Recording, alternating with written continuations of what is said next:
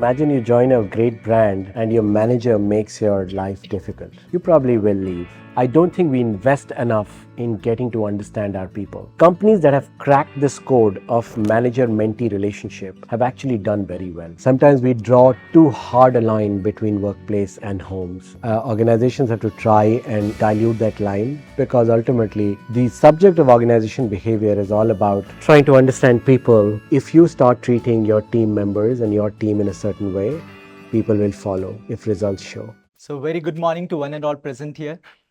So, today we are honored to host someone who has truly excelled the field of human resources and has a wide set of experiences that make him stand out. Mr. Abhishek Tiwary is the Senior Vice President of Human Resources at Tech Mahindra. Prior to this role, he has made significant contributions at KPMG, where he dedicated over 15 years championing efforts in human resources, specializing the role in diversity, equity, and inclusion. Mr. Tiwari's journey is enriched with his time as a sub-lieutenant in Indian Navy, adding a unique dimension to his professional story. Alongside his impressive career, he's also completed PhD in organization behavior, further deepening his understanding in people and organizations. So let's dive into his wealth of knowledge and insights. Ladies and gentlemen, please welcome Mr. Abhishek Tiwary. Thank you very much. So, sir, before we get started, we are really interested to first know about your journey, starting from your early days from at Indian Navy to your current company, Tech Mahindra. How has your journey been? So, can you share something about it? So firstly, thank you for having me. It's amazing to see an institution like this. It's very unique, clearly. I beginning were the days, initial days were humble. Came from a small village in Bihar, in the eastern part of the country. Father was a teacher, wanted to make sure that I got out of the state of Bihar as soon as he could afford to send me out. So went into boarding school. So and two-thirds of the fees was paid by the government, so it was easy on my father's pocket. Um, After that, got into National Defense Academy in Khadagbasla. Did 3 years there. Got commissioned into the Indian Navy. Served for a couple of years. Left very early for a variety of reasons, and then I pursued an MBA in HR from an institute in Pune, SIBM. Uh, it's and it's times full of trials and tribulations. I have tried my hand at various things, and that's why I want you all to know that you probably have worked somewhere. All of you have some experience. You will probably get your jobs, and your first jobs will never define will will seldom define what you will ultimately end up doing, right? It's and I'm saying this because just just after I completed my MBA, I got an opportunity to uh, be a journalist. So I was a war reporter. I covered the Iraq War when George Bush decided to attack Saddam Hussein. I was in Basra. Uh, 2 years of that, but I realized very quickly that journalism wasn't my cup of tea. Uh, Left, came back to my field of HR, did a variety of things within HR. Last 15 years, I mean, I've joined Tech Mahindra only about 7 months back. Before that, I was in KPMG for 15 years, right across the highway. The first 10 years in KPMG were in India. I used to head HR for KPMG's first global offshore business.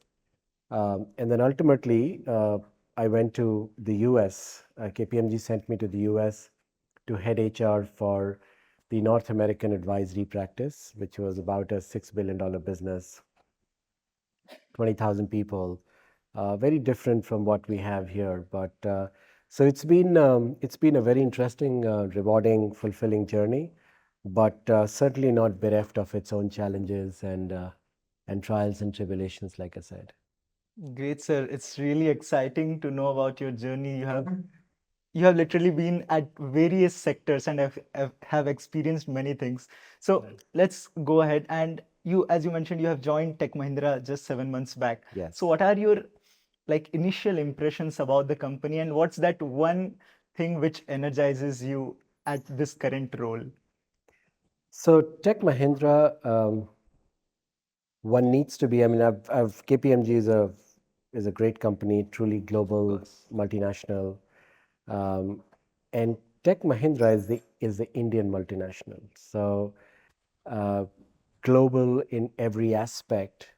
Uh, the one thing that really energizes me about this company is the culture and how people come together to solve problems, right? So, and sometimes it just happens organically. You don't really have to make efforts for like minded people, people with like skills to come together to solve a business problem. So, I like the way people team and collaborate. Um, and then, of course, the power of the Mahindra Group. How many of you knew that Mahindra Tractors is the largest manufacturer of tractors in the world, right? So I used to live in the US, and we were driving from Dallas to San Antonio. And, in the deep rural Texas, we saw a number of Mahindra tractors. Makes you feel really proud, right? Yeah, true. So, and yeah, I mean, the second thing that energizes me, if you ask me for one, is the power of the brand Mahindras. It's a truly great group with great people and great culture. Of course, Mahindra is a great place, of course, to work with at Absolutely. and learn many things and grow with people over there. Right. So, as I mentioned, I've gone through your profile and just got to learn that your people first mindset really stands out. So, how does this belief of yours shape the way you lead the teams? So, my people first mindset actually began way back in the armed forces. When you become an officer in the armed forces, I got commissioned at the age of 20, and I was sent to a ship, and I had 100 men, and there were unfortunately no women in the Navy at that point in time. Um, and 100 men who have more experience than you do, who probably know about the Navy more than you do, and you're suddenly asked to command them, right? It's a tough task because they know more than you. Uh, and unless you are able to lead them with your heart, you're not able to win over their mind clearly. And ultimately, these 100 people, you are responsible for their lives. You are in the middle of the ocean. You can get bombed by the enemy nation, and but they trust you. They trust you for your leadership, even at the age of 20, even at the fact that it's your first leadership assignment. So I think you learn your early leadership lessons. I learned my early leadership lessons in the armed forces. I idolize a gentleman called Field Marshal Sam Manekshaw. There's a movie coming on him, Sam Bahadur. Sam Manekshaw used to say that armed forces is the only profession that needs you as a leader to motivate your men to die, right? Imagine the kind of motivation there, right? So everything else outside in the civil world seems easy. Yeah, So of that's course. where that's where I started, and I think I'm in the profession of human resources, right? There is human in human resources, and and I think, and I was telling this to someone yesterday. In fact, a group of HR leaders in the Mahindra Group. I was invited to a panel, and I told them that, and I'll repeat it here, is that the job of a business leader is a good combination of head and heart, right? It's important to have your heart in the right place. You can, all of you are here, therefore you must be very brilliant, intelligent. You've all done well in your lives. You've got great grades so far. You've understood your theories very well. Uh, so there is no doubt in my mind about your intelligence and your IQ, right? But I say that EQ is very important, and we'll talk more about it when Yes, we yes, go. yes. So let's go to the next question. we all know that technology is changing, and after AI coming into the view, have you have had to pivot your talent recruiting strategies in the like recent past after like development of different technologies? Yes, so technology is literally penetrating every aspect of our work. If you talk of recruiting, as some of you will join, I'm assuming the HR field, you will have a number of these talent technology companies reaching out to you for buying their solutions, right? Recruiting was one of the first use cases for AI in HR, right? So it was right from selection, really trying to source CVs, getting the right sort of candidates in the pipeline, background checks, a whole lot of things. Recruiting is adopting AI, and so that's one use case. I look at there are two or three more use cases for recruiting. The one thing that we are doing is trying to get people who understand technology. And I really want to say it very simply to you. You don't need to understand AI and in its most mature form, because that's a myth.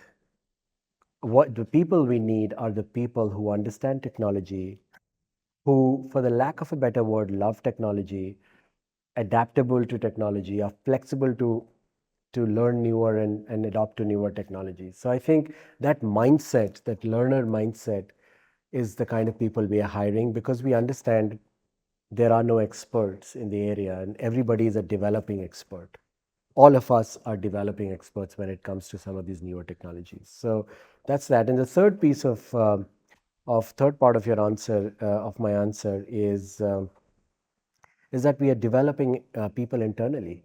We are investing in trying to develop people for future technologies, whether it's IoT, AI, machine learning, and a whole lot of things. So it's important that we actually we fill a large part of our positions internally, right? We hire in large numbers. I mean, we hired like 60 people in a year. But for a lot of positions, we are also fulfilling internally. We are giving people the progression. And that progression, that career architecture, comes along with learning needs. And those, for the large part, that learning need is the need to upgrade on technology.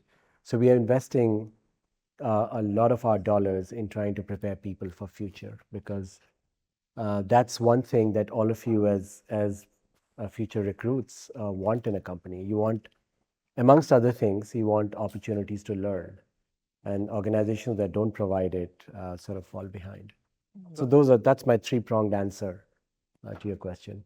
Just a follow-up question on this. Just want to know your view that you have worked at as an HR at different companies. So, what do you prefer? Like someone growing internally by training them, or getting in new talents so that a new mindset and a new light comes into the team? So, what's your take on this? Like, what do you prefer, basically? So it's never an and or strategy. I think it's both. It's You have to periodically get fresh talent, because it's important to get outside in perspectives in everything you do. But at the same time, you have to be an attractive employer. You have to be able to give your people opportunities to grow. So it's both, in my opinion. It can't just be one. Got it. So, so you have also talked about the importance of middle management in a company. So all of us sitting over here are aspiring managers of tomorrow. So can you shed some light about why the middle management has been the center of your strategy making?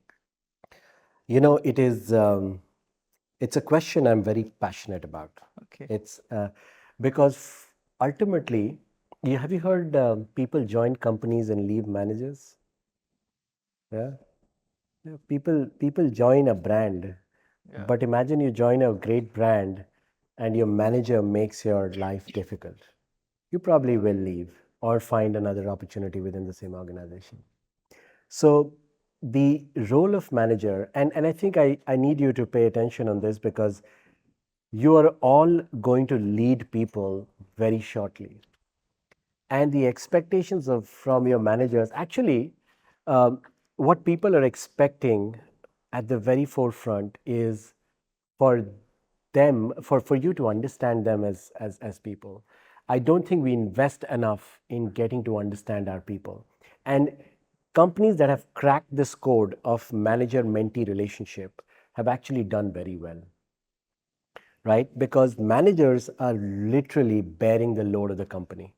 They are the bridge between management and employees, right? So any amount of investment is less. So just remember that managers have, they act as filters. So a lot of load comes to them, how much of it you pass on to your people, and at what time is. So managing is an art and a science, and we'll continue to figure it out as we go.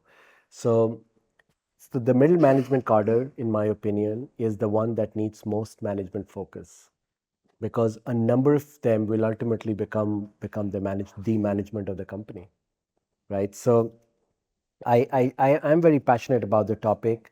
You know, we we've dealt with situations where people have felt have frustrated with their managers.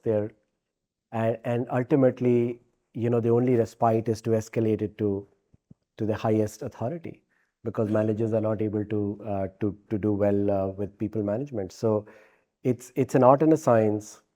It's a fine and delicate balance. Remember, you have to get work done ultimately.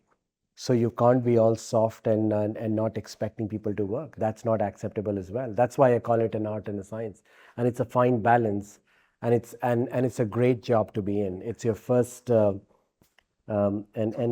you know, you learn along the way, in my opinion, and organizations can play a big role here. Yeah, true. Middle management is the defining layer of any company. Exactly. That's what we, all of us who have worked, have a work experience, believe that yes, the managers whom we report to plays a really important role on defining your like Yeah, employee experience, employee engagement. totally. So everything matters a lot. Everything matters. I mean, your employee experience is a sum total of my experience with my manager, period. It's, you know, the company may have the best benefits in place, but if I shudder to take my manager's call, the matter is over for me. That company ends for me at, and frankly, you know, we ask questions of our people around leadership of the company, right? We do surveys, and you ask questions. For the most part, leaders means managers for people. So the buck stops at you. And when I say you, I mean you as the future managers. I mean, all of you have, in all likelihood, will join not as team members, but as middle management cadre of sorts. True, sir. So, as you mentioned, you have managed various global teams as well, and that's not a small thing. So, do you think that understanding cultural differences and the different kind of rituals and different criterias of working in different global teams really is required for a manager to understand so that they can manage teams well? The answer is a yes. But I want to start telling you that when I took up global teams, the one profound realization I had is human beings are all the same. The wants and the needs of a team member are probably universal. They want respect, they want good work, they want some fun while working in the team.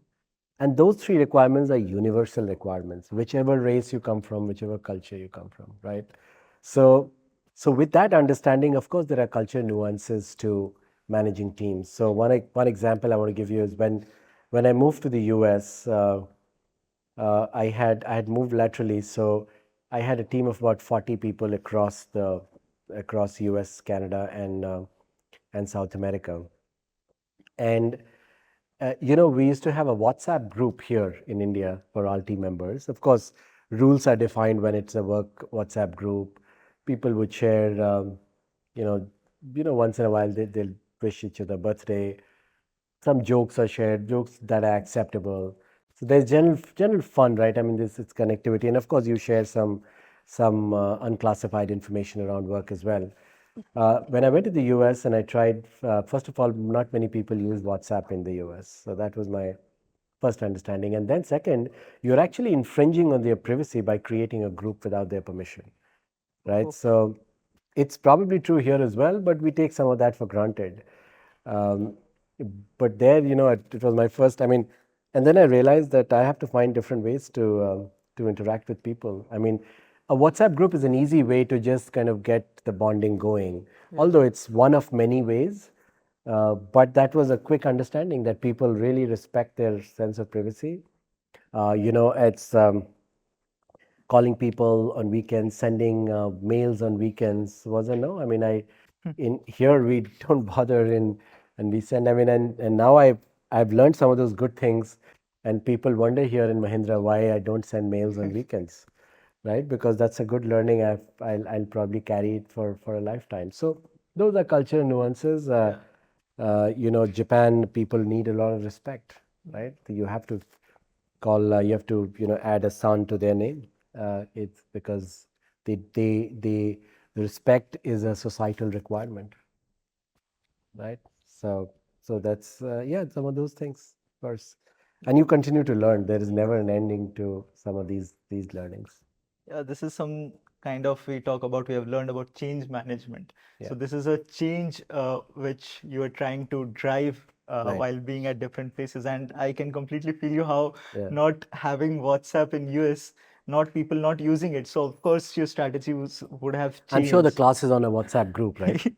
We have 200 plus the Yeah. first year There you itself. go. So Yeah. WhatsApp groups have become a necessity, and Yeah. people talk, they discuss Yeah, to things on discuss things. groups. Yeah. Yeah. So, talking about the change, driving change. So, what have you had any kind of challenges while driving change in any particular situation? And if you have had, what were your strategies to deal with those challenges so that we understand that change management really needs to be smooth so that employees really don't feel that, yes, something is happening, right? So, Right. what strategies did you take and any key learnings which you would like to share? You know, human beings fundamentally dislike change, right? Now, somebody said the world hates change, yet it is the only thing that brought change, right? So it's, I think it's important for you to be able to understand and relate to that change and be convinced about it. Unless you are convinced about the change, you are not going to be able to bring about the change. And I think that starts the process. A firm like I'm going back to my example of KPMG. It's a partnership firm. So every partner is an owner of the firm. So those are the number of people you need to negotiate with to bring about any change. So negotiation is an important skill. It's important. The other piece is emotional intelligence. You have to be able to understand why am I resisting this change, right? If you can understand why I'm resisting the change and work around it, you'll probably be able to bring change faster. So negotiation skills, just conflict resolution. And I think the one strategy that I have adopted in trying to bring about change is talk to each party that is impacted, that is part of the change. Talk to them individually.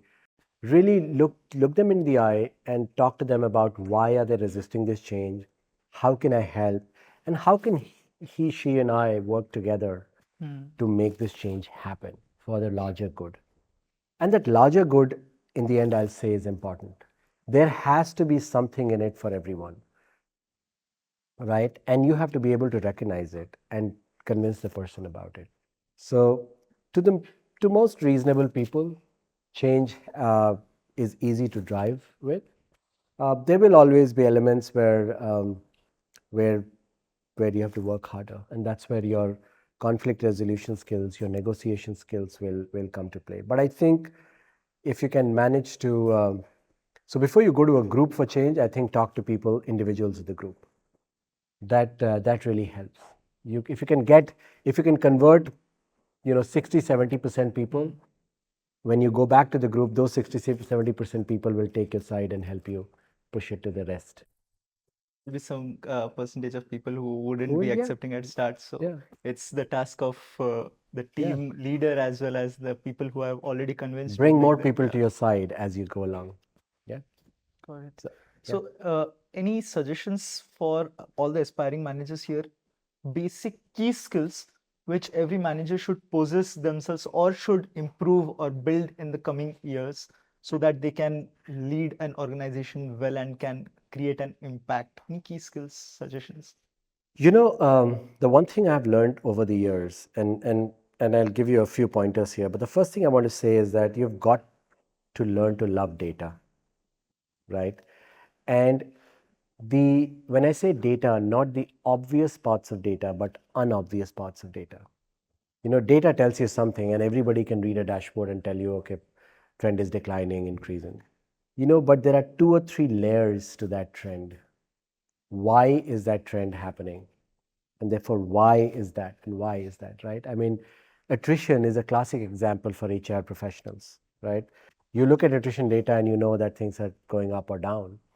But why is attrition happening? You will know that there is a root cause for every data that you see. Please, when I say learn to love data, I mean please know the root cause. Please be focused on the root cause. It will help you in whether you're in HR, marketing, finance, sales, any area. You know, companies love people that love data, right? So data is one, and this is a hard skill. Uh, so technology is another. I mean, I'm sure you've heard this from so many other speakers here, but at this stage, I did my PhD in a subject that related to automation at work, right? And to my good fortune, it came at a time when the world was moving towards digitization in a big way. Um, and I realized that there are so many things I didn't know, and it's important to do so simple crash courses and just to get an understanding. And remember, you're all going to be general managers. You're preparing yourself to be general managers. You have to be able to hold a conversation with specialists. You have to be able to go into a sales meeting with a client and be able to hold your own, right? So that's skills. And I'll move to softer sides. I think if in life you can be anything, be kind. It holds great importance. I think we forget, we all develop hard skills. We want our numbers to be in place, and all of that is very important. But I think at the core of it, if you just look at mankind's history, generally kinder people have done well. Generally, I mean, there are exceptions to every rule, but people will be giving you 12 hours of their day every day. When you have people, you know they have choices of those 12 hours at other places as well, but they have for that period of time decided to give it to you. So remember, it means a lot. Use those 12 hours judiciously, and have a heart. Yeah. Got it, sir. Uh, we have also observed that the workplace narratives of different companies are changing rapidly, right? So how do you envision the future of workplaces? Like how it's going to be changing in next 5 years or 10 years? How do you see it? So a little bit of future telling here. I Yes. think the way the workplace is changing, as I see it, is workplaces are becoming more sustainable. There is, and there is great consciousness about it. Earlier, it was a management mandate to be more sustainable. Today, employees question our sustainability indexes and metrics. So I think it's important. Workplaces will become more sustainable. Flexibility at work, hybrid work will continue to be. Although we are hearing some companies are calling their people back into offices, in my personal opinion, it doesn't help anyone, and it's not sustainable in the long run. The more and more we adopt to, and I think when it comes to hybrid work, it underscores the importance of trust in organizations, right? So I trust you, and therefore I don't need you to be in front of my eyes working. You may be in front of my eye, but you may not still be working, right? So I think employees are becoming more purpose driven. So organizations have to be more wary of what their own purpose is. Why do they exist? Why do organizations exist? What is the larger purpose of the organization's existence? And you, as employees, will want to align organizational existential purpose to your own existential purpose. Why do I wake up every morning to go to work? So that's that. It's going to be purpose laden. Technology, I don't underscore it as much. Technologies have come, and we've always seen incremental technology in our lives. So technology is a constant reality, and human race has adopted to all changes that come their way. So I'm not going to say that you guys won't adopt. You will, and you will see better and better technology for aiding your work. Some of you will create the technology, and some of you will be great users of the technology. So clearly sustainable, better, more sustainable workplaces, more hybrid workplaces, more purpose-laden employees and employers, and more technology at workplace. Those are my four messages. Great, great, sir. Uh, just changing the track a bit, what's your take on mentoring? Because I got to know that you love mentoring people, right? So, what's your take on this first? Second, have you had any key learnings from at your end while providing mentoring to people? So, any key like learnings and growth personal thing which you have observed while giving mentoring to others as well? So mentoring is a two-way process. It's not a one-way process. I mean, you learn as much as a mentor as a mentee does from you. I have I'm passionate about mentoring because I'm a product of mentoring myself. I've had some fantastic mentors along the way who have given me all the right guidance when I needed it. So, in fact, my advice to all of you is seek out mentors. And mentoring is a long process. So, you don't seek out mentors for 3 months. Be careful about who you're choosing. Just reach out to people. I can tell you, most people won't refuse mentoring as an opportunity because I you probably have heard of Adam Grant, who is a psychologist from Wharton, and he's written a book called Give and Take. Right? It's so mentoring is as much a giving process as a taking process. Right? Read. And all of us have a little bit of a giver and a little bit of a taker in us, right? So just remember that uh, people are seeking out mentors in everyone. So if you reach out to them to seek out mentorship, they probably are trying to learn four things from you as well. So and it's very fulfilling to see your mentees grow, and that's the beauty of that relationship.